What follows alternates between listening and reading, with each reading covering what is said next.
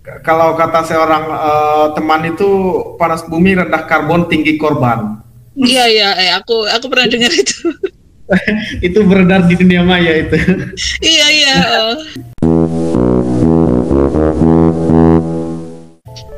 Halo teman-teman yang ada di studio. Halo. Sehat-sehat ya semuanya, dan teman-teman yang ada di saluran Berkibar Podcast juga semoga sehat-sehat aja. Nah, teman-teman, saat ini kami akan membahas satu bahasan yang sering dibicarakan orang banyak, yakni energi panas bumi terbarukan. Nah, energi panas bumi atau geothermal sering disebut sebagai energi terbarukan. Pernyataan itu biasanya datang dari pejabat pemerintah, orang yang pernah menjadi menteri, kementerian, terus kemudian penulis, lembaga, dan lembaga swadaya masyarakat. Menariknya, kemudian apakah energi panas bumi ini adalah energi yang terbarukan, gitu ya, Lur? Nah, terbarukan di bidang apa dan untuk siapa sih sebenarnya? Terbarukan nggak tuh? Aku tambah ya, tadi tuh kan kementerian, penulis, LSM, dan sebenarnya pembuat film juga tuh. Pembuat film juga ya? Iya, pakai kan banyak tuh film-film yang pakai energi terbarukan tuh. Iya, menarik Gibah, karena mereka orang-orang berpengaruh tadi. Iya kan, yang jelas mereka audiensnya ada gitu loh, dan banyak gitu kan. Menarik itu di Gibah gitu. Nah, sebenarnya tuh yang mau kita gibah ini istilah energi panas bumi sebagai energi terbarukan itu ada dalam beberapa kutipan gitu. Kita kan biasanya gibah satu gitu kan. Nah, ini ada beberapa karena ada banyak tadi yang ngomong kan. Kalau ini kita mulai dari mulai dari presiden. Oke. Jadi itu ya nanti, tapi kita izin ya, karena kita pakai banyak kutipan, kami minta izin lah kepada yang memiliki kutipan-kutipan untuk diambil ya untuk kami gibah. Ya sebenarnya kami mengkritisi aja sih. Jadi energi baru terbarukan itu kan ya singkatannya EBT, itu menjadi pengganti energi fosil. Energi fosil kita tahu energi minyak bumi kan ya. Di antaranya adalah energi panas bumi atau geothermal, itu energi terbarukan yang saat ini masih memiliki potensi besar. Nah, Presiden Joko Widodo itu menjelaskan EBT atau energi baru terbarukan itu bisa lebih efisien jika dibandingkan dengan sumber energi lainnya gitu. Nah, Pak Jokowi itu ngomong seperti ini. Iya, ini kan pilihan kita. Kita mau ke depan ya pakai yang terbarukan, meski harga yang ada saat ini relatif lebih tinggi dari PLTU. Itu kata Jokowi di Sidrap, Sulawesi Selatan. Ya iyalah ya, dia ngomong begitu di acara peresmian. Ya, kita bisa akses itu di financedetik.com nanti kita tampilkan. Terus itu Pak Jokowi ngomong seperti itu pada tahun 2018. Terus istilah itu terus menerus kan ya di ini, karena memang konsepnya itu. Baru-baru ini, belum lama nih, Gubernur Jawa Tengah Ganjar Pranowo itu juga bilang kayak itu tuh, semacam itu persis gitu, energi panas bumi, tapi bahasa dia bukan panas bumi. Halo Mas Ganjar. Ini dia nge-tweet tanggal 25 Agustus 2021, itu nge-tweet seperti ini. Perlahan kita menuju penggunaan energi baru terbarukan. Salah satunya adalah gas bumi. Di Jawa Tengah alhamdulillah potensinya sangat besar. Salah satunya di Dieng ini. Ini gimana adminnya Twitter Pak Ganjar ini? Gas bumi mungkin yang dimaksud ini. Halo Mas admin. Ganjar pakai admin kan ya. Jadi gas bumi ini mungkin yang dimaksud dia adalah panas bumi kan, karena dia di Dieng kan. Dieng kita tahu di situ ada geothermal. Ya dia tapi bilangnya gas bumi itu. Dia videonya panas bumi kalau kita tonton, ya. Terus mantan Menteri Pak Emil Salim ya, bilang juga sama istilah energi terbarukan untuk panas bumi itu. Jadi panas bumi itu dianggap sebagai energi terbarukan. Nih, beliau nge-tweet tanggal 13 Agustus 2021, gak jauh-jauh dari Mas Ganjar tadi. Bunyinya seperti ini. Jika RI terletak di garis khatulistiwa dan energi terbarukan melimpah dari energi surya, angin, air, panas bumi, dan bioenergi yang tak memerlukan jaringan distribusi di negara kepulauan, mengapa kita lebih mengutamakan PLTU, energi batu bara, dan PLTD, minyak diesel yang mahal lagi kotor? Nah itu dia menyoal itu. Itu kan tadi udah presiden, gubernur, mantan menteri, LSM lingkungan macam Greenpeace juga bilang seperti itu. Jadi semuanya bilang bahwa panas bumi adalah energi terbarukan gitu. Jadi iya, misalnya terekam nih di Greenpeace pada tahun 2015 gitu. Dia mendukung tuh geothermal itu. Kalau aku nggak tahu sekarang apakah Greenpeace masih mendukung itu. Ya kalau misalnya sudah nggak mendukung, semoga Greenpeace mengklarifikasi ya. Tapi dulu 2015 dia mendukung. Ada catatannya di media, kutipan dari tim leader kampanye iklim dan energi Greenpeace Indonesia, Arif Yanto. Itu Arif menilai seharusnya pemerintah sadar jika kebijakannya membangun PLTU dengan bahan baku batu bara membuat Indonesia sulit mencapai kedaulatan energi. Itu kata dia. Masih ada lanjutannya. Menurut dia, pemerintah harusnya bisa melakukan pemberdayaan energi terbarukan itu untuk pengembangan pembangkit listrik di Indonesia. Sebab menurut dia, Indonesia memiliki sumber energi terbarukan yang berlimpah seperti panas bumi (kurung geothermal). Itu bisa diakses di environmentindonesia.com.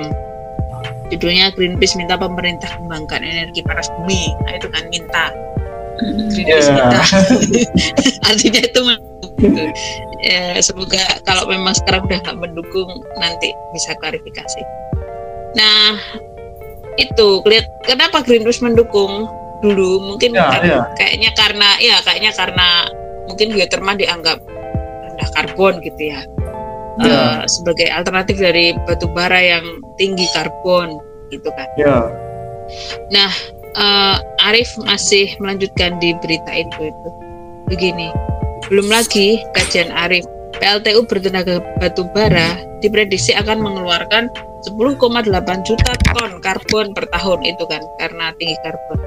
Atau lebih dari seluruh emisi karbon yang dihasilkan oleh Myanmar pada 2009 serta menghasilkan lebih dari 200 kg merkuri setiap tahun. Ini nih yang kayak memunculkan fakta-fakta yang agak menakutkan. Emisi ini akan memperburuk perubahan iklim dengan dampak yang buruk serta polusi lokal yang mengancam kesehatan warga dan lingkungan setempat. Itu terang Arif Yanto. Itu tuh. Semua orang pakai itu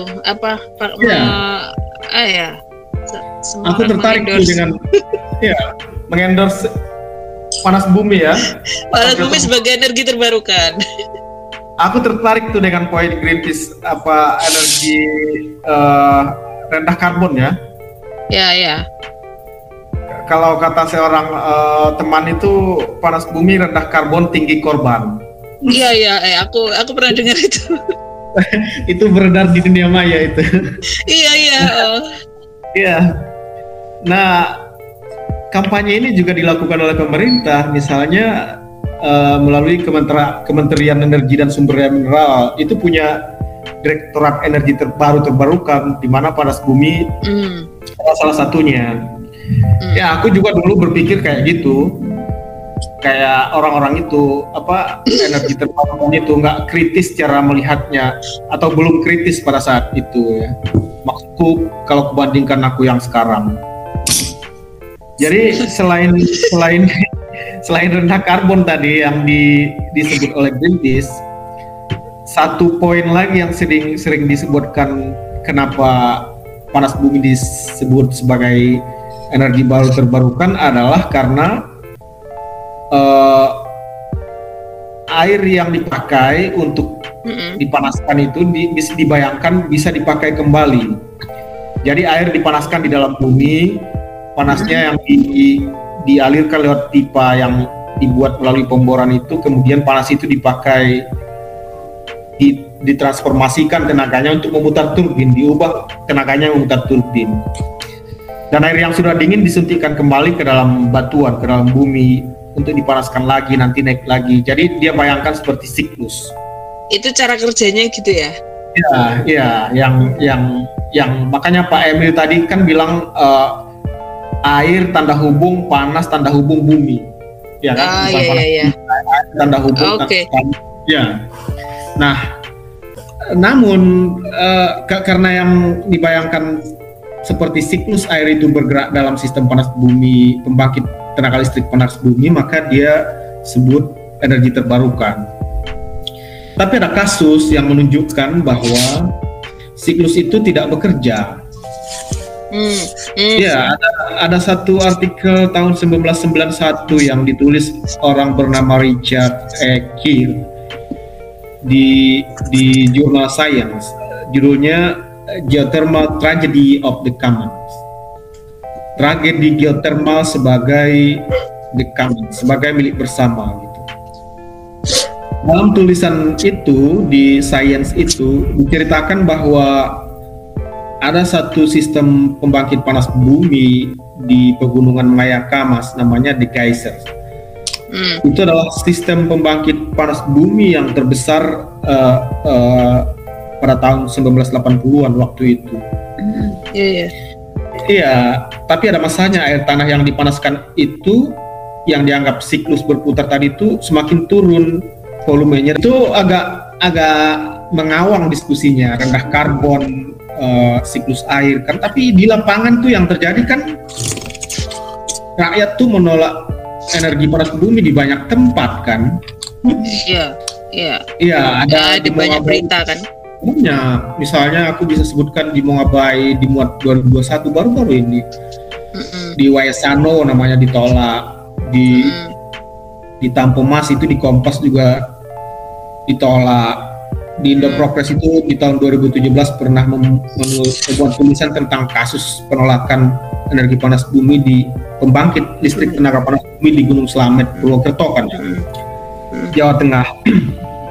Bahkan baru-baru ini seperti berita yang di Kompas dan sempat kayak dibagi orang di banyak media sosial itu, di Mandailing Natal, Sumatera Utara itu 24 orang keracunan gas dari panas bumi itu, dan 5 orang meninggal gitu. Ya, bukan hanya menolak, ini udah ada korbannya ya. Ya, meninggal. Makanya tinggi korban tadi, rendah karbon tinggi korban itu. Iya. Nah jadi kan jelas bagi rakyat panas bumi adalah masalah. Masalah itu dalam bentuk keracunan gas atau meninggal kan. Jadi definisi energi terbarukan di sini sama sekali nggak masuk. Bagaimana membuat terbarukan orang yang keracunan dan meninggal kan? Terbarukannya dari apa?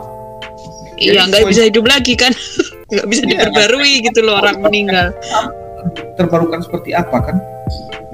Jadi poin pertanyaannya di sini jelas itu. Sebenarnya panas bumi adalah energi terbarukan itu untuk siapa kan? Kembali ke pertanyaan itu, klasik itu, pertanyaan klasik, terbarukan untuk siapa? Untuk siapa?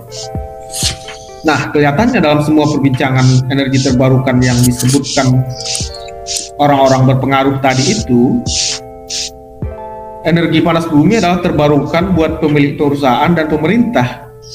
Iya. Itu baru juga bagi mereka. Iya, baru karena dan terbarukan karena membuat kapital mereka selalu mengalami pembaruan dan penganakan itu kapital uangnya ya beranak pinak kapital atau uangnya itu.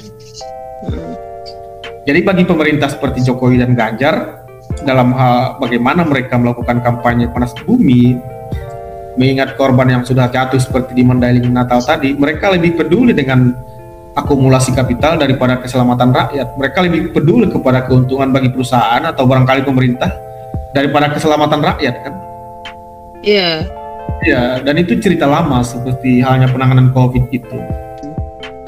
Aku tuh dari obrolan yang kita tadi tuh soal energi dari awal tadi, aku mikir begini, meskipun ada ya, biarpun nanti itu ada energi yang kayaknya tuh aman gitu, nggak bikin polusi, nggak bikin orang mati gitu, nggak tahu juga aku apakah itu ada apa enggak.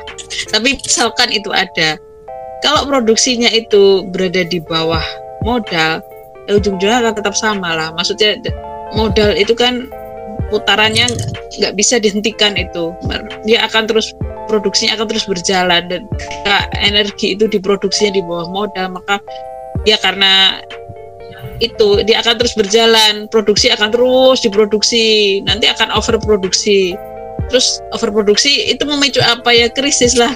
Sama ketika overproduksi bahan bakar itu kan memicu banyak sekali produksi motor, mobil. Ya akhirnya sampai macet diproduksi jalan. Terus ya itu kan jadi merembet, jadinya krisis kayak COVID ini, jalan memotong pohon. Itulah. Ya, jadi mereka mendiskusikan energi terbarukan atau tidak, tapi mereka tidak mendiskusikan kapitalisme kan? Iya. Ya, itu dia masalahnya mereka tuh. Makanya jadi apa ya? Iya, jadi sebenarnya ini terbarukan bagi siapa itu? Iya. Ya, balik ke situ. Ya itulah, nanti kalau Ganjar mau jawab. Kayaknya enggak juga. Iya. Boleh kita tunggu aja lah. Atau adminnya Pak Ganjar boleh. Ya. Admin juga boleh itu ya. Oke. Terima kasih Pak, Bapak-bapak yang dikutip di sini, Pak Emil, Pak Ganjar, Pak Jokowi, teman-teman Greenpeace.